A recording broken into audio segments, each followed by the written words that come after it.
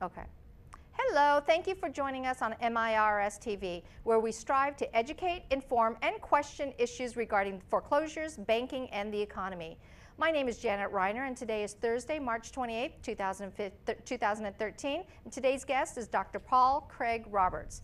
Dr. Paul Craig Roberts is an American economist and a columnist for the Creators Syndicate. He served as an assistant secretary to the Treasury in the Reagan administration, and ensuring fame as a co-founder of Reaganomics, and he is a former editor and columnist for the Wall Street Journal, Business Week, and Scripps Howard News Service, who has testified before congressional committees on 30 occasions on issues of economic policy. Dr. Roberts has written extensively that during the 21st century, the Bush and Obama administrations have destroyed the U.S. constitutional predictions of American civil liberties, such as habeas corpus and due process in the name of war on terrorism. His latest book, The Failure of Laissez-Faire Capitalism, will soon be and should be on everyone's must-read list. Thank you for joining us, Dr. Roberts. We're so excited about having you on the show. Thanks, Janet. How are you? I'm doing well. How's the weather down there? Oh, it's a beautiful day. Should be outside on the beach, right? Yes. Wonderful. Let me ask you a couple questions. I'm so excited about having you, and I would like to ask you right up front, what made you decide to write this book? You are a prolific writer, and I love the stuff that you write on, and it touches the core of every homeowner and every person in America. What made you decide to write this particular book? I wrote this book because the policymakers haven't a clue as to what's going on. They think that the problem is limited to the banks, and that if they print enough money, they can make the banks solve it. But of course, the real problem with the American economy is that so many middle-class jobs have been moved offshore to China, to India mainly, but to a variety of places, because the corporations found out that if they could cut their labor costs, the profits went way out. And so the shareholders were happy, and the executives paid themselves multi-million-dollar bonuses. So millions of manufacturing jobs and also professional service jobs like software engineering, research, design.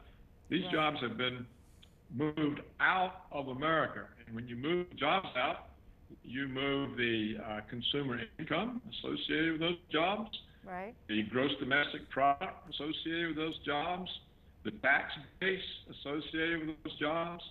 And when the products are made abroad and they come back into the United States, they come in as imports, and so the trade balance gets worse. So what has happened, the corporations, in order to maximize profits, have destroyed the ladders of upward mobility.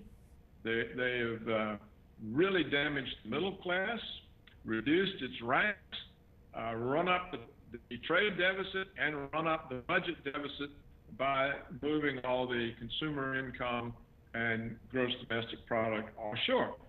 So this is the major problem. This is bigger than the financial crisis, which is still ongoing.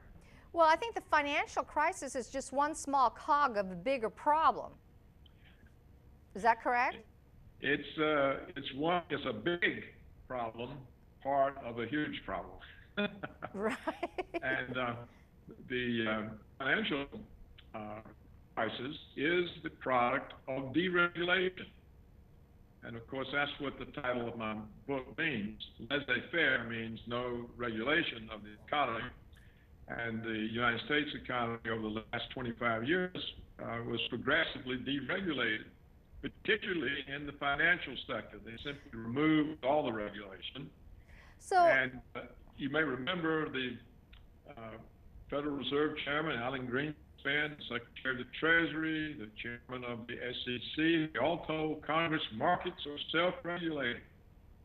We're not going to regulate them. Don't regulate them. It's much better. Well, anyone with a bit of sense knew that that was wrong, and that it would lead in all kinds of fraud, excessive debt leverage, exposure of bank capital far beyond the risk that they could afford, and a crisis. And lo and behold, that's what it did. Exactly. Do you think we should expect to see another bust soon as a result of the government's continued deregulation of the securitization markets? Bennett, would you repeat that question? Do you think that we should expect to see another bust as a result of the government's continued deregulation of the securitization markets? We have three big bubbles right now. Three. We have a bond market bubble due to the fact that the Federal Reserve has interest rates so low that below the rate of inflation. So we have negative real interest rates, which means extremely high bond prices. The bond prices are so high that if you buy one, you really don't get any interest income from them. So that's a bubble. The bond market's a bubble. And all the money that the Federal Reserve is pouring into the banks is not being relent into the economy by the banks. The people are too indebted to borrow. The banks are too busted to lend. So the banks are using the money for stock market speculation. They will bet on stock prices. There are all sorts of stock future derivatives. And so that has produced a bubble in the stock market. There's no reason for the stock market to be where it is. Retail sales are very low, and the profits that the corporations are making are due to laying off workers, not to selling more goods and services. The stock market's a bubble, and then we have the dollar. The dollar is a bubble. It's the biggest bubble. The dollar is the world reserve currency. However, it's being created in excess of $1 trillion new dollars per year. The Federal Reserve is currently printing, creating $85 billion new dollars every month. That totals to more than $1 trillion a year. But the demand for dollars is not growing by $1 trillion. In fact, most central banks are trying to unload their dollars, to lighten the dollar component of their reserves.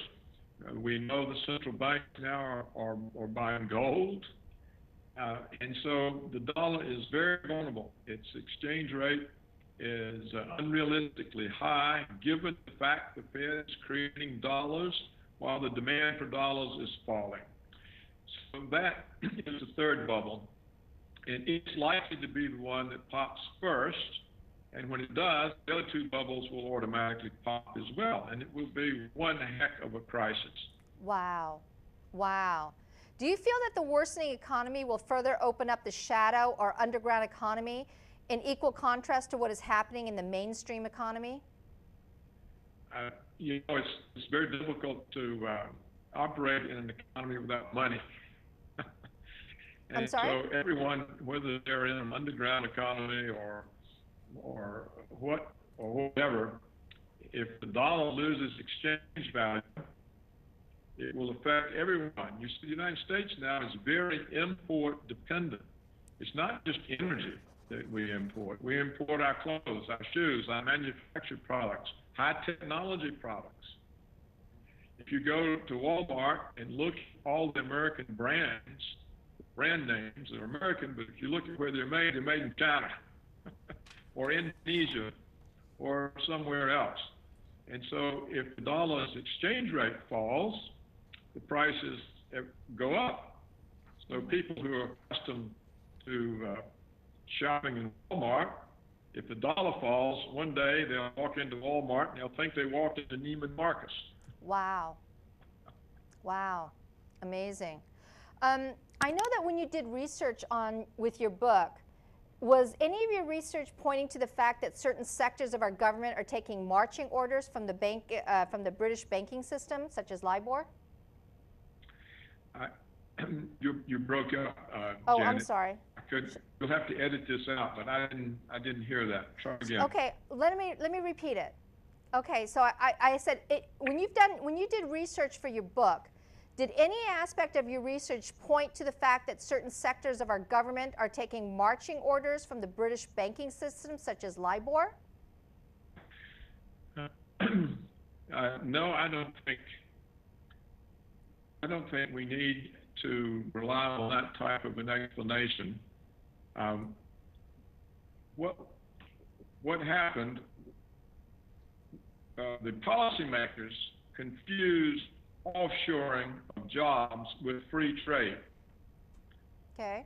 They think it's free trade, and in economic theory, free trade is good. It's good for both parties.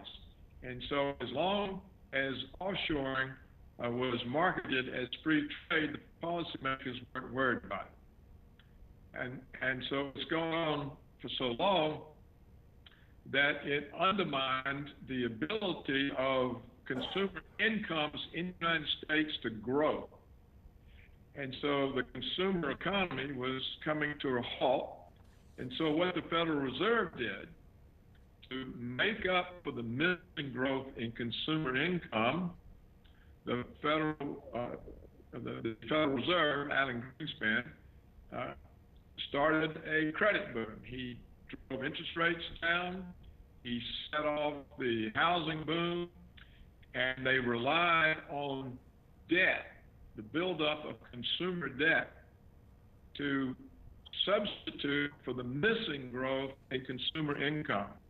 So what the consumer was spending was not increases in their income, but increases in their debt. For example, the housing boom drove up house prices. People refinanced their mortgages, took out the equity, spent it. They ran up massive credit card debt. And so the economy, instead of being driven by increased productivity, resulting in higher wages and higher consumer demand, was driven by a buildup in consumer debt. Well, of course, there's a limit to that. As soon as the debt level reaches the point that you can't service it or you can't service anymore, there's no possibility of keeping the economy going. So that limit occurred, and of course they had all the real estate derivatives dramatically over leveraged, and so it all busted and fell apart. Right. So that is basically how this came about. They confused free trade with jobs offshoring, and as an expedient, they tried to expand debt to make up for the lack of growth in real income. Well, and that's how we got this crisis. You know, and you brought up a really good issue here regarding the foreclosures and the consumer debt.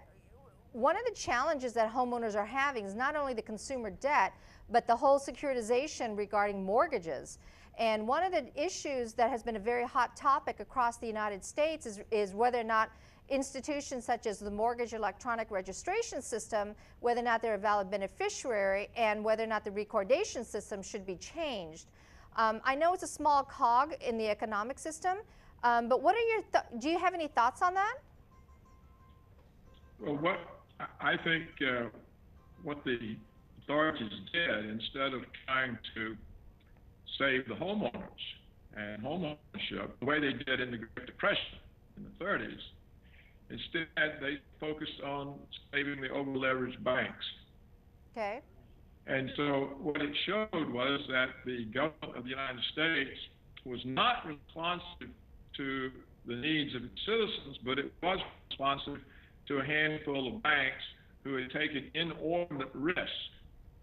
And it decided to save the banks and to do very little for the actual homeowners who were distressed by the very process that the Fed itself had started. So I think that this shows that increasingly so-called democratic governments aren't really responsive to people. They're responsive to a few powerful interest groups. And increasingly, these powerful interest groups run the country, determine the policy, and it's always their interest over the interest of ordinary citizens. Do you find that those the bailout on the banks, you know, there's a lot of people who go both ways, whether they should or should not have been bailed out. And there's been a tremendous pouring into these banks during the bailout. What are your opinion about that bailout, those bailouts? Because they've been bailed out multiple times. Well, they're still being bailed out.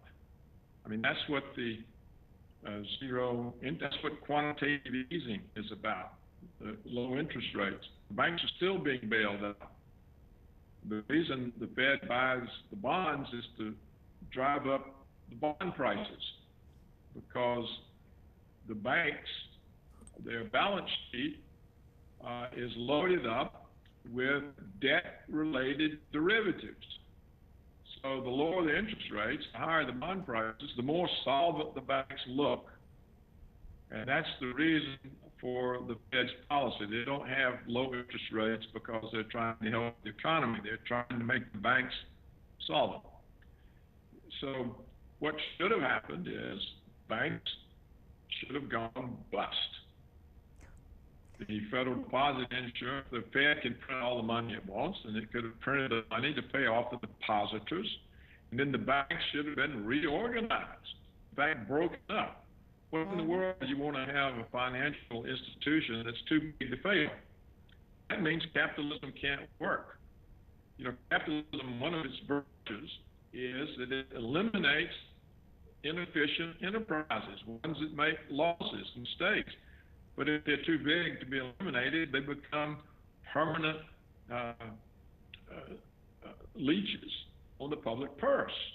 Right. So instead of letting capitalism work and having the banks fail and be reorganized, in fact, broken up so they could be managed, they decided to bail them out. But they can't stop bailing out because there's no end to the bailout. If you look at the derivative exposures of these banks, they're massive. For example, J.P. Morgan alone has derivative exposure equal to world gross domestic product.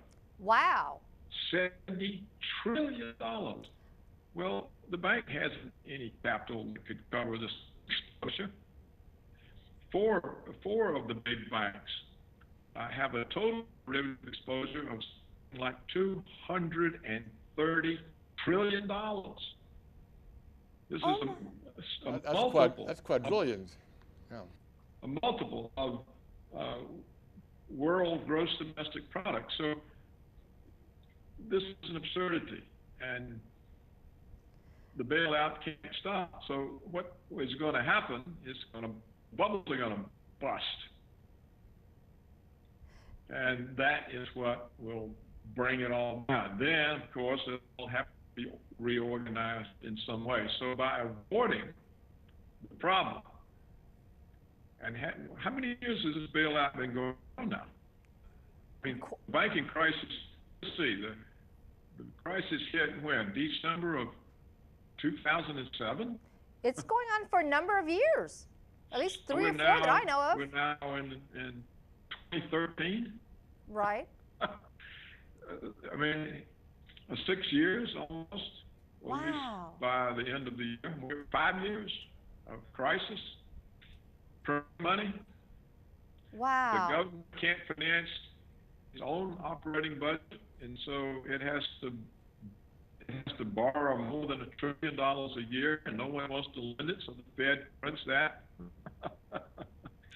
Wow. How did we get into this fix? Because the policy was aimed only at serving a few. And wow. It's not like the response of government during the 1930s. I mean, what if Roosevelt said, okay, we're only going to save J.P. Morgan and a few banks? Well, we'd still be in the Depression. Oh my gosh, you know, this is a very frightening picture that's going on that a vast majority of people are not even aware of. So what do you think is going to, what do you think that a full-scale audit of the Federal Reserve Bank will, do you think it'll potentially expose the U.S. government's plan? I mean, because right now, if we continue on the same track, it's going to basically kill capitalism, don't you think? You know, an audit was released of the Federal Reserve and showed that they had lent to banks both the United States and Europe, and lent a total of $16 trillion. That's equal to the United States national debt. It's larger than the United States gross domestic product. So the Fed just created out of thin air more money than the gross domestic product of the United States and lent it to banks. It lent 2 or 3 trillion of that 16 to English and European banks, and the rest to American banks. This is an enormous bailout. It's a huge. Can you imagine your banks needing a bailout equal to the gross domestic product of the entire country? Well, and that begs the question: is when the government gives these banks money, when the Federal Reserve gives them money, what do you think is the underlying plan for America?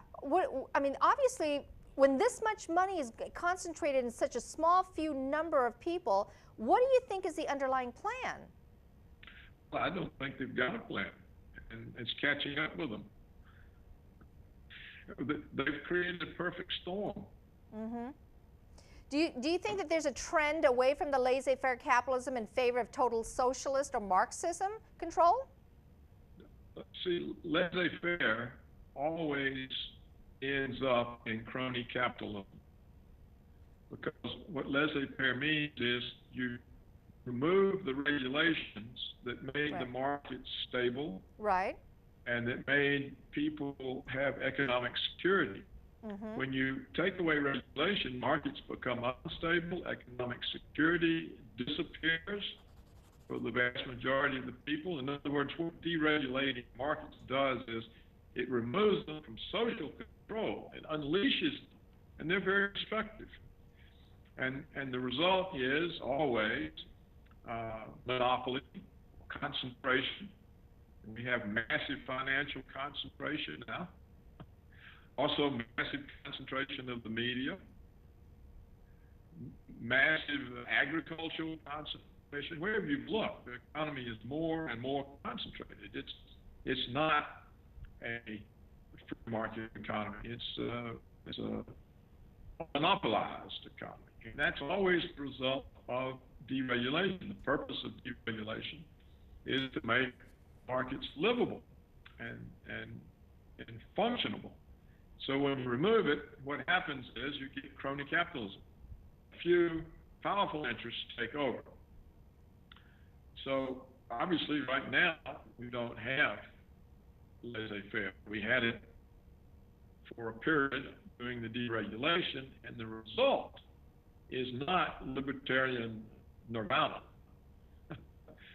It's crony capitalism, and that's how you get crony capitalism. Wow. I just have 2 more questions for you in the few minutes that we have left. And do you believe that the design of the current economic controls in America will lead to social unrest and perhaps another civil war? I missed that, Janet. Can you try that again? I'm sorry. Do you believe that the design of the current economic controls in place in America will lead to social unrest and perhaps another civil war?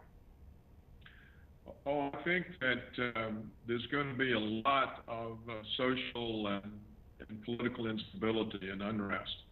Really? You know, they tell you, they give you an unemployment rate. I think they've got it now down below 8%. They don't tell you that does not include any discouraged workers. And that you include the discouraged workers. So the discouraged worker is somebody who hasn't been able to find a job and just gives up looking. And so when you give up looking, the government says, oh, you're no longer in the labor force, so we are moving you out of the pool of people who we are counting to see who's unemployed. So the discouraged workers simply no longer exist as far as the statistics go. Except the government has a second measure of unemployment, which does include what they call short-term discouraged workers, people who have been discouraged for less than 1 year. Now, that official rate is double the unemployment rate that they report. So instead of being 8, it's 15 or 16%. And then if you count the long-term discouraged, the current rate of unemployment in the United States is somewhere around 22 to 23%. That's a huge number of people to be unemployed. It is. Then, if you have all of this money in debt creation, it results in the top dollar bubble, you're going to have high inflation. So what do if you have high inflation and massive unemployment? These people survive. And the government's deficit gets larger and larger. And so there'll be more pressure to cut the income support programs. Do you see what I'm saying? So the possibility for turmoil is vast. And wow. A lot of people say, oh, that's why Homeland Security has purchased 2 billion bullets and why they've purchased 2,700 tanks. And that's why they built these detainment camps everywhere. You hear all of that increasingly, and people are saying, some people are concluding that they're doing this because the government has caught on that they're creating massive social instability and they've got to have some way to contain it. Now, I don't know if that's the case or not, but it is sort of a logical deduction that you could make from having high unemployment and rising prices. That is an unstable situation. You know, during the Depression, there was high unemployment, but we didn't have simultaneously inflation. Wow. Well, And there were a lot of the unemployed could go back home to the farm. Wow, Dr. Roberts, you are probably one of the most brilliant minds there is in the United States, and I appreciate you being on the show. And just real quickly, for 10 seconds, if you can, what advice would you give the American listening to this program how to deal with your projected theories? I mean, just real quickly, what do you think in 1 or 2 sentences? You know, they need to have some way of making payment if the currency collapses. They need to have some food supply if the grocery stores become unreliable. And they need to be aware that this isn't the America they're used to. It could disappear on them. You know, it's not for certain it will, but it's a very high probability. So they could just wake up one day and the country they're used to just isn't there anymore. Right. Well, Dr. Roberts, thank you so much for your time, and I really appreciate it. And like I said, you're one of the most brilliant minds there is in the economy, and thank you so much for being on our show. And for everyone listening, I hope you enjoyed our conversation today. I hope it's been informative, educational, and inspirational for your life. Thank you for joining us. Bye-bye.